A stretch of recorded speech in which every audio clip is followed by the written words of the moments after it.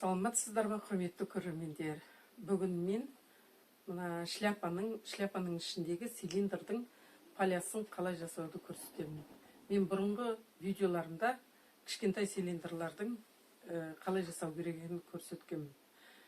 Енді мына цилиндрдің шляпасының цилиндрдің жиегіне, полясына келіп тоқталсақ, цилиндрдің полясы қатты үлкен болмайды. Ол 5 сантиметр және 5,5 сантиметр алдыңғы жағы. Сол одан артық болса, уже ол шляпа сияқты болып кетеді. Сондықтан осыны жиегін қалай жасау керек екенін қазір түсіндіріп кетемін. Басқа міне келген кезде осылай тұру керек, тура. Овальный болып, мына жері овальный. Біріншіден мынау басқа келіп тұратын болғандықтан, үлкен цилиндр болғандықтан, бұның биіктігі 15,5 сантиметр. Ал мына түзу сызыққа, мысал үшін, выкройкасын жасау үшін үлгісін мына жазықтықтан 3 сантиметр биіктікте аласыздар центрді.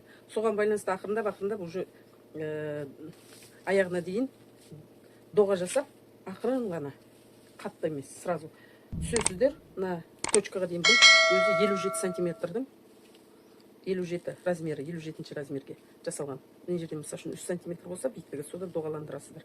Алдыңғы видеода көрсеткенмін, қарасаңыздар табасыздар. Сол осы доғамен 15,5 сантиметрді бүйтіп әкеп қосасыздар.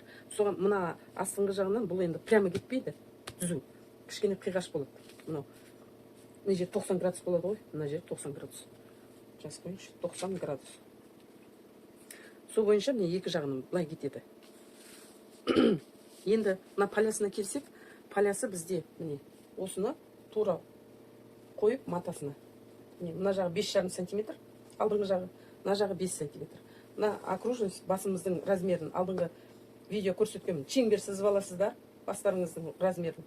Содан кейін сол шеңберден, мысал үшін, қанша 1 сантиметр, мына жақтан 1 сантиметр алып, шеңбер қайтадан сызасыздар. Содан кейін екі жақ шетінен 0,5 миллиметрден алып тастайсыздар. Сол кезде мына осындай овал шығады. Енді менің ойлап тұрмын, сіздер енді менің видеомды көріп жүрсіздер, сондықтан білесіздер қалай жасау керек екенін. А мен просто қазір матамен қалай тігуді көрсетемін. Екі қабаттап аласыздар, содан кейін екі қабаттан сразу тігесіздер. Мына жерден мынанша артығымен аласыздар кесіп. Өйткені осы жері бірінші тігіледі машинкамен. Осы жері тігіліп шығады. Мынаның бәрін бүйтіп кесіп аласыздар. Өйткені мынау тартып алады, кеспесеңіз.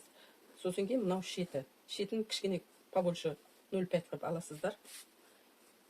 Өйткені мата может тартылып қалуы мүмкін, мына қалыңдыққа байланысты, мына картонның қалыңдығына байланысты. Бұл енді картон емес, бұл термопласт деген материал. Енді бұны көбінде аяқ киім жасаған кезде қолданады. Мен бұны осы шляпаларға қолданып жүрмін. Сіздер де можете қолдануға картон специальный, анандай электрокартон дейді, сондайларды қолдануларыңызға болады. Міне мынаны екі қабаттап сызып аламыз. Тоже астынан, үстінен 1 сантиметрден қосып алсаңыздар. Астынан мен 2 сантиметр аламын, өйткені бүктеліп тұрады. Астарына қосылып тігіледі, және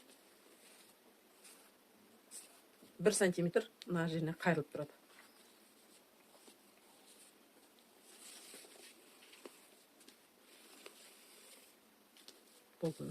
Енді осыны кесіп аламыз. Мына жерден 1 сантиметр, мына жерден побольше. Кособейка жасаймыз өзіміз осы матадан. Жалпақтығы 7 сантиметр қылып кесіп аламыз. Сосын ары қарай көрсетемін. 4 жерден ұстаттық. 4 жерден. Болды. Енді осыны айландырып тігіп шығамыз. Сол кезде мына асқа артып, носы бітіріледі. Мынаның төбесін түсіріп алу үшін біз бүйтеміз мына материалға. Мынаның шетін мелмен, цветной бормен сызып аламыз. Сосын міне былай бүйтіп қоя саламыз. Сол кезде ровно тура өзі болып шығады. Көрдіңіз? Сол бойынша сосын кесіп аласыздар. Осылай жағын бүйтіп тігіп шығамыз машинкамен. Міне мынандай тігілді, ішін бәрін тігіп, әдемі болып шықты. Шеттерін бәрін ұстатып қойдым. Енді осыны 5 мм қалдырып тігеміз.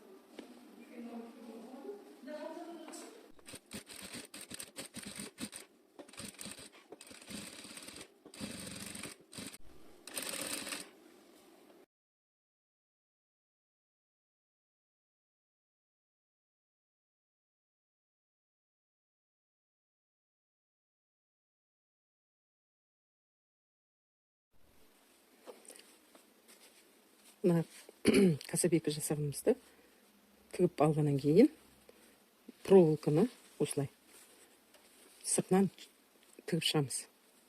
Оны просто жай ғана бүйтіп тігіп шығамыз. Одан кейін барып тігіп болғаннан кейін бүйтіп айландыра саламыз. Кособейка жасадық қой. Лентамызда шетіне бүйтіп тігіп шығамыз. Одан кейін барып тігіп болғаннан кейін мына немізді мынау міне жоғары қарайды. Соны жоғары қаратамыз. Соны осылай бүйтіп тігіп шығамыз. Полностью айландырып. Орнына тура келеді. Тігіп болған кезде міне осылай болып шығады. Міне біздің цилиндріміз бітті. Менің келесі видеомда басқа да қызықты заттарды жасап көрсетемін. Менің каналыма жазылып, қадағалап отырыңыздар.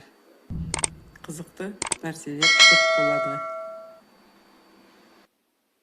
Ал жақсы сау болыңыздар. Келесі кездескенше күн жақсы болсын.